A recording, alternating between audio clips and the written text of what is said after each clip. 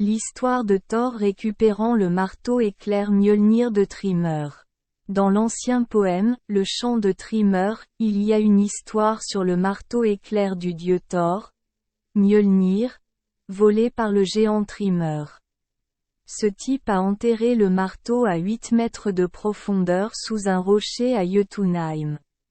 Lire la mythologie nordique.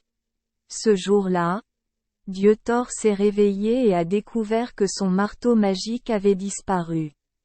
Lui et Loki se rendirent à Folkvang pour emprunter le manteau à plumes d'aigle de la déesse Freya. Loki utilise la chemise pour se transformer en aigle afin de rechercher le marteau. Lorsqu'il rencontra Thrymr, le roi des géants des neiges, il lui dit qu'il avait volé le marteau éclair de Thor. Thrymr a déclaré qu'il était extrêmement riche, qu'il possédait tous les trésors du monde et qu'il ne voulait qu'une chose, épouser la déesse Freya. Si possible, il lui rendrait le marteau. Loki retourna au paradis et le dit à Freya, mais la déesse refusa d'être l'épouse du géant Thrym et devint tellement en colère que la maison trembla.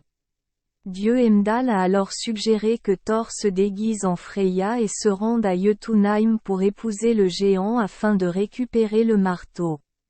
Thor emprunta donc le collier de Freya et partit avec Loki au pays des géants, déguisé en Freya et sa servante. Thrymr était très heureux et a organisé une grande fête de mariage, invitant tous ses proches à y assister, mais a été immédiatement choqué car Freya a mangé une vache entière, 8 saumons et a bu 3 tonneaux de vin. Loki, sous l'apparence d'une servante, dit rapidement que Freya n'avait pas mangé depuis 8 jours parce qu'elle était trop inquiète pour le mariage, et qu'elle avait toujours envie de le rencontrer, dont elle savait qu'il était un dirigeant célèbre de Jotunheim. Thrymr jeta à nouveau un coup d'œil à Freya, mais ne vit qu'une paire d'yeux enflammés.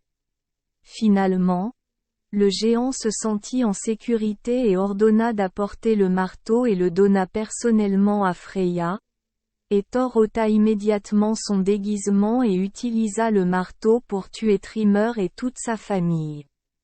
Merci les enfants des Esperluette Croisillon 39. Avoir écouté des contes de fées au jour Esperluette Croisillon 39. 8.